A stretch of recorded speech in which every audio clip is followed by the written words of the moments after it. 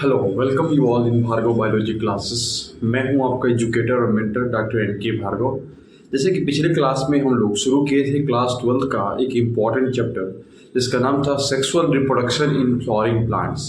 इसमें हम लोग फ्लावर के स्ट्रक्चर के बारे में देखे थे और फ्लावर का रिप्रोडक्टिव ऑर्गन के बारे में देखे थे कि फ्लावर में दो तरह के रिप्रोडक्टिव ऑर्गन होते हैं। पहला जो होता है मेल रिप्रोडक्टिव ऑर्गन जिसे हम लोग स्टामेन के नाम से भी जानते हैं, और दूसरा जो होता है फीमेल रिप्रोडक्टिव ऑर्गन जिसे हम लोग पिस्टिल के नाम से जानते हैं। स्टामेन में जनरली दो पार्ट्स देखने को मिलते हैं। एक पहला जो होता है जिसको हम लोग बोलते हैं एंथर, और दूसरा जो होता है उसे हम लोग फिलामेंट। जैसे कि आप यहाँ इस फिगर में देख सकते हैं, this one part is called anther and this one part is called filament. और दूसरा जो था फीमेल रिप्रोडक्टिव पार्ट्स जिसको हम लोग पिस्टिल के नाम से जानते हैं, गाइनोसियम के नाम से भी जानते हैं। इसमें जनरली तीन पार्ट्स देखने को हम लोग को मिलते हैं। सबसे पहला वाला को हम लोग बोलते हैं इसको स्टिग्मा, इसे बोलते हैं style, and this one part is called ovary. यहीं पे आपकी ओव्यूल्स पाए जाते हैं और फाइनली फ्रूट्स का फॉर्मेशन भी यही फ्रूट्स और सीड्स का फॉर्मेशन इस ओवरी वाले पार्ट्स में देखने को मिलते हैं। इसके अलावा हम इसके सेकेंडरी पार्ट्स के बारे में पढ़े थे कि फ्लावर में जो आपके वेरियस कलर्स देखने को मिलते हैं एक्चुअली में इसके पार्ट्स हैं जिसे हम लोग बोलते हैं पेटल्स। इस पेटल्स की वजह से ही इसके वेरियस पार्ट्स जो है कलरफुल, ये फ्लावर जो है कलरफुल दिखाई पड़ते हैं। दूसरी चीज़ जो होती है इसके नीचे के तरफ में जो होता है इसे हम लोग बोलते हैं सेपल्स। सेपल्स जो होते हैं ये फ्लावर को जब बडिंग से पहले के जो स्टेज होता है उस समय फ्लावर को प्रोटेक्ट करने का काम करते हैं। ठीक है, इसके अलावा यहाँ पे देख सकते हैं इस पार्ट को हम लोग रिसेप्टिकल बोलते हैं जिसपे सारे जो है रिप्रोडक्टिव पार्ट, उसके अलावा जो है ये आपके ये पेटल्स जो अटैच होते हैं, और नीचे जो है एक पार्ट होता है जिसे होल्डिंग करने का काम होता है, इसका नाम है पेडिसल्स। तो ये इसके बारे में हम लोग फिलहाल पिछले क्लास में हम देख चुके हैं। आज के क्लास में हम एक एक करके सारे रिप्रोडक्टिव ऑर्गन्स को डिटेल्स में देखेंगे। तो शुरू करते हैं सबसे पहले मेल रिप्रोडक्टिव ऑर्गन जिसे हम लोग स्टामेन के नाम से भी जानते हैं। चलिए, तो सबसे पहले हम लोग को पढ़ना है मेल रिप्रोडक्टिव ऑर्गन। इसमें दो पार्ट्स हम लोग पिछले क्लास में देख चुके हैं कि इसमें जनरली दो पार्ट्स देखने को मिलते हैं। एक को हम लोग बोलते हैं एंथर और नीचे वाले पार्ट्स को हम लोग बोलते हैं फिलामेंट। जो आपके एंथर वाले पार्ट्स होते हैं ये एक्चुअली में पॉलन ग्रेन का, या कह सकते हैं कि मेल गैमेट्स के फॉर्मेशन के लिए रिस्पॉन्सिबल होते हैं। मेल गैमेट्स का फॉर्मेशन करते हैं एंथर वाले पार्ट्स। ये एंथर जो होते हैं जनरली बाइलोब देखने को मिलते हैं। इसका स्ट्रक्चर कुछ ऐसा दिखाई पड़ेगा। ये नीचे में एक पार्ट्स होता है जिसे हम लोग बोलते हैं थैलेमस या रिसेप्टिकल। This one part is called thalamus. और ये जो पार्ट हुआ इसे हम लोग बोलते हैं पेडिसल। और इसके ऊपर जो है आपका मेल रिप्रोडक्टिव ऑर्गन लाई करता है, कुछ इस तरह से देख सकते हैं। ये जो आपके नीचे में जो डंडी लगे स्ट्रक्चर बनाता है ये हो गया आपका फिलामेंट, और यहाँ पे आपके एंथर लाई करते हैं। ये एंथर जो होते हैं जनरली बाइलोब्ड देखने को मिलते हैं। कुछ इस तरह से स्ट्रक्चर देखने को मिलते हैं आपके एंथर के। तो ये जो पार्ट हो गया आपके एंथर, और इसे हम लोग बोलते हैं फिलामेंट। ये आपके एंथर जो होते हैं ये बाइलोब्ड होते हैं क्योंकि इसमें हम लोग को दो लोब्ड देखने को मिलते हैं। ठीक है, चलिए अब इस एंथर को हम लोग कट सेक्शन करेंगे और कट करके इसके इंटरनली स्ट्रक्चर के बारे में देखेंगे कि एक्चुअली में पॉलन ग्रेन का फॉर्मेशन जिसे हम लोग मेगास्पोरेंजेसिस भी कहते हैं कैसे फॉर्म होते हैं। चलिए तो शुरू करते हैं। सबसे पहले इसके हम लोग कट सेक्शन देखेंगे। अभी इसमें फिलामेंट के जनरली दो पार्ट्स देखने को मिलते हैं। एक वह पार्ट जो कि थैलेमस के करीब है जिसे हम लोग बोलते हैं प्रोक्सिमल, और एक पार्ट जो कि आपके थैलेमस से दूर है यानी एंथर के करीब है उसे हम लोग बोलते हैं डिस्टल पार्ट। अच्छा, फ्लावर में एक कंडीशन देखने को मिलते हैं, एंथर के कंडीशन देखने को मिलते हैं, इसे हम लोग बोलते हैं इपीपेटलस कंडीशन। जब आपका एंथर या फिलामेंट या आपका फिलामेंट वाला पार्ट जब थैलेमस से न अटैच ना होगी, जब आपकी पेटल से अटैच होता है तो उस कंडीशन को हम लोग बोलते हैं इपीपेटलस कंडीशन। इपीपेटलस कंडीशन देखेंगे, इसका एक फिगर बनाने की कोशिश करेंगे। जैसे ये इसका थैलेमस हो गया, कुछ इस तरह से, और नीचे इसका हो गया पेडिशियल, देख सकते हैं। ठीक है, यहाँ पे आपको मान लो इमेजिनेशन कीजिए, ये आपका पेटल्स है, तो आपकी फिलामेंट जब थैलमस पार्ट से अटैच ना होके कुछ इस तरह से जब आपके पेटल से अटैच होता है, तो इस कंडीशन को हम लोग बोलते हैं ईपी पेटलस कंडीशन। इस टर्म को याद रखेंगे, ईपी पेटलस कंडीशन। तो इस तरह का आपका जब फ्लावर देखने को मिले तो उसे हम लोग बोलेंगे EP petals condition. EP petals condition याद रखिए, मतलब कि फ्लावर का जो आपका फिलामेंट वाला पार्ट है वो आपके थैलमस पार्ट से अटैच ना होके डायरेक्टली जब अटैच हो पेटल्स के साथ में, जब ये अटैच होता है पेटल्स के साथ में, तो उसे हम लोग बोलते हैं ईपी पेटलस कंडीशन। चलिए अब हम लोग फोकस करते हैं कि एंथर के अंदर एक्चुअली में पॉलन ग्रेन का फॉर्मेशन कैसे होता है, एंथर का इंटरनल स्ट्रक्चर कैसे देखने को मिलते हैं, वो हम लोग जानेंगे। तो सबसे पहले इसके लिए हमें एंथर को एक बीच से कट करना पड़ेगा, यानी एंथर का कट सेक्शन को अच्छे से देखना पड़ेगा। चलिए तो शुरू करते हैं। इमेजिनेशन कीजिए, ये आपके एंथर को, इस पार्ट को मैंने यहां पे कुछ इस तरह से ले लिया और इस पार्ट को मैंने ऐसे कट किया। तो जब मैंने इस पार्ट को कट किया तो उसके एक सेक्शन कुछ वैसा स्ट्रक्चर दिखाई पड़ेगा आपके सामने, कुछ ऐसा स्ट्रक्चर दिखाई पड़ेगा, और इसके बीच में ऐसे थिक्का होता है कुछ इस तरह से, इसे हम लोग बोलते हैं डाइथिकस।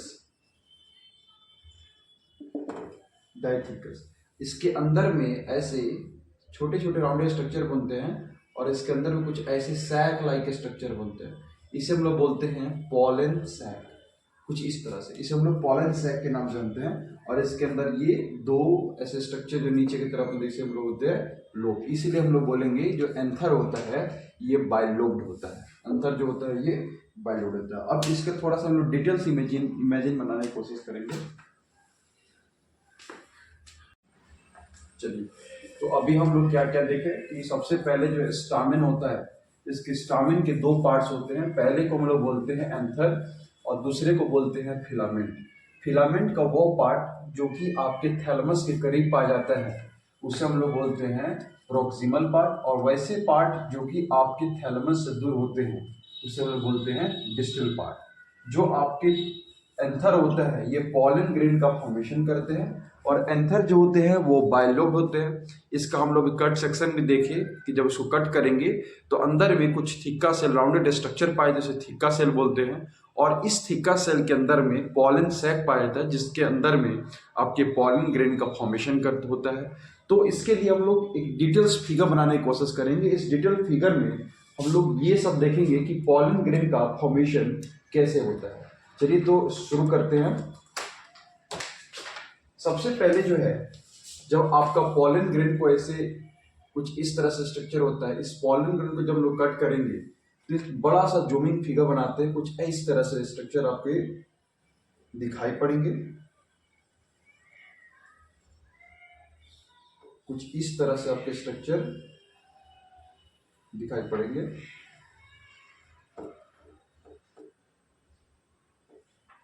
और इस वाले स्ट्रक्चर को हम लोग बोलते हैं लोब, यानी दो लोब ऊपर और दो लोब नीचे, यानी ये जो होते हैं बाइलोब होते हैं। ठीक है, और इसके अंदर में राउंडेड कुछ सेल्स पाए जाते हैं, इसे हम लोग बोलते हैं थिक्का सेल, यानी दो लोब में दो आपके थिक्का सेल ऐसे पाए जाते हैं, इसे हम लोग बोलते हैं थिक्का सेल। इस थिक्का सेल के लेयर्स भी होते हैं, तो सबसे बाहर वाला लेयर्स कुछ इस तरह से दिखाई पड़ते हैं। इस सबसे बाहर वाले लेयर को जो कि प्रोटेक्टिव लेयर होता है इसे हम लोग बोलते हैं एपिडर्मिस लेयर। सबसे आउटर लेयर जो कि इसके प्रोटेक्शन करने का काम करते हैं इसे बोलते हैं हम लोग एपिडर्मिस। उसके बाद जो लेयर होते हैं इसे हम लोग बोलते हैं इंडोथीशियम लेयर। एपिडर्मिस के बाद वाले लेयर को बोलेंगे इंडोथीशियम। कुछ इस तरह से स्ट्रक्चर होते हैं इसके, इसे हम लोग बोलेंगे इंडोथेशियम। और सबसे अंदर में जो स्ट्रक्चर होता है इसे हम लोग बोलते हैं मिडिल लेयर। जब पॉलन ग्रेन को बाहर निकलना होता है तो इन सारे लेयर्स को क्रश करके ही बाहर निकलते हैं। ये सबसे अंदर वाले लेयर को हम लोग बोलते हैं मिडिल लेयर। और सबसे अंदर में लेयर जो कि आपके थीका सेल के पास पाए जाते हैं, इसे हम लोग बोलते हैं टैपेटम। इसके अंदर न्यूक्लियस होते हैं और डबल न्यूक्लियस देखने को बोलते हैं, इसे हम लोग बोलते हैं टैपेटम लेयर। इस टैपेटम लेयर का काम होता है जो आपके पॉलन सेक के अंदर या थीका सेल के अंदर जब पॉलन ग्रेन का फॉर्मेशन होता है उसको न्यूट्रिशन देना। कुछ इस तरह से लेयर होते हैं। सबसे इंटरनल लेयर इसे हम लोग बोलते हैं टैपेटम लेयर। इसका काम होता है न्यूट्रिशन देना, टैपेटम। ठीक है। और इसके अंदर में जो है आपका ऐसे पॉलन ग्रेन पाए जाते हैं, यानी माइक्रोस्पोर पाए जाते हैं। कुछ इस तरह से स्ट्रक्चर होते हैं और इसी माइक्रोस्पोर के फॉर्मेशन को हम लोग बोलते हैं माइक्रोस्पोरेंजेसिस। इसके अंदर में कुछ स्पोरेनोजेसिस स्पोरेंजियस टिश्यू पाए जाते हैं जो आगे मैच्योर होके बनाते हैं पॉलन ग्रेन। ठीक है। और इस प्रोसेस को हम लोग बोलते हैं माइक्रोस्पोरेंजेनेसिस, जो कि होते हैं पॉलन सैक के अंदर। ठीक है। तो इस तरह से कुछ स्ट्रक्चर आपके देखने के मिलते हैं एंथर के। ठीक है। चलिए अब हम लोग पढ़ेंगे फीमेल रिप्रोडक्टिव ऑर्गन, जिसे हम लोग फिस्टिल के नाम से भी जानते हैं। तो पिछले क्लास में हम लोग जान चुके हैं कि फीमेल रिप्रोडक्टिव ऑर्गन में 3 पार्ट्स आते हैं। पहले को बोलते हैं हम लोग स्टिग्मा, दूसरे को बोलते हैं स्टाइल, और तीसरा जो इंपॉर्टेंट पार्ट होता है उसे बोलते हैं हम लोग ओवरी। और ये जो होता है फीमेल रिप्रोडक्टिव ऑर्गन, इसे हम लोग गाइनोसियम के नाम से भी जानते हैं। इसका फिगर कुछ इस तरह से हम लोग बना सकते हैं। तो सबसे पहला जो आपका फीमेल रिप्रोडक्टिव ऑर्गन है, इसे हम लोग कार्पेल या पिस्टिल के नाम से भी जानते हैं। इसका फिगर ऐसे कुछ बना सकते हैं कि सेम वैसे चीज आपका ये नीचे जो होता है जिसपे आपको ये लाई करता है उसे हम लोग बोलते हैं थैलमस। इस वाले पार्ट को हम लोग बोलते हैं पेडिशियल, इसे बोलते हैं हम लोग थैलमस या रेसेप्टिकल। और ये वाला इंपॉर्टेंट पार्ट्स में बीच में सेंट्रली लाई करता है आपका कुछ इस तरह से फीमेल रिप्रोडक्टिव ऑर्गन, जिसमें सबसे ऊपर में देख सकते हैं इसे हम लोग बोलते हैं स्टिग्मा, इसे बोलते हैं हम लोग स्टाइल, और नीचे वाले पार्ट्स को हम लोग बोलते हैं ओवरी। देख सकते हैं इसके अंदर में कुछ इस तरह से अंदर में स्ट्रक्चर पाया जाता है ओवरी के अंदर, इसे हम लोग बोलते हैं प्लेसेंटा, इसे हम लोग बोलते हैं प्लेसेंटा। और इसी प्लेसेंटा से आपके जो है अटैच रहते हैं एक पार्ट जिसे हम लोग बोलते हैं ओव्यूल, कुछ इस तरह से इसे बोलते हैं हम लोग ओव्यूल। और इसी के अंदर में आपका फीमेल गैमेट्स पाए जाते हैं, फीमेल गैमेट्स पाए जाते हैं। ये वाला पार्ट जो कि प्लेसेंटा से ओव्यूल को कनेक्ट करता है, इसे हम लोग बोलते हैं फ्यूनिकल, इसे हम लोग बोलते हैं फ्यूनिकल। सबसे बाहर लेयर को बोलते हैं हम लोग ओवरी। तो इस तरह से जो स्ट्रक्चर देख सकते हैं इसे हम लोग बोलते हैं पिस्टिल या फीमेल रिप्रोडक्टिव ऑर्गन। देख सकते हैं जिसमें सबसे ऊपर वाले पार्ट को बोलते हैं स्टिग्मा, बीच वाले पार्ट को बोलते हैं स्टाइल, और नीचे वाले पार्ट को बोलते हैं ओवरी। ओवरी के अंदर पाए जाते हैं ओव्यूल। ओव्यूल जो होता है फ्यूनिकल के माध्यम से प्लेसेंटा से अटैच होते हैं। अब आपके जो गाइनोसियम होते हैं, ये गाइनोसियम भी 2 तरह के होते हैं। पहले वाला को हम लोग बोलते हैं मोनोकार्पलरी और दूसरे को बोलते हैं हम लोग मल्टी कार्पलरी। इसमें 2 पार्ट्स देखने को मिलते हैं। गाइनोसियम 2 तरह के होते हैं। पहले को बोलते हैं मोनोकार्पलरी, मोनो मीन्स होता है सिंगल, और मल्टी कार्पलरी मतलब एक से ज्यादा कार्पल देखने को मिलते हैं।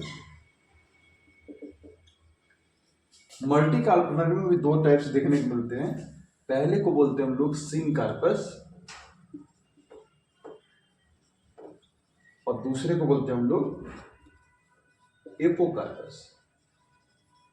जो आपके सिनकार्पस होते हैं इसमें एक से ज्यादा कार्पल्स यानी एक से ज्यादा फीमेल पार्ट्स देखने को मिलते हैं। इसमें जो होते हैं फ्यूज्ड कार्पल देखने को मिलते हैं।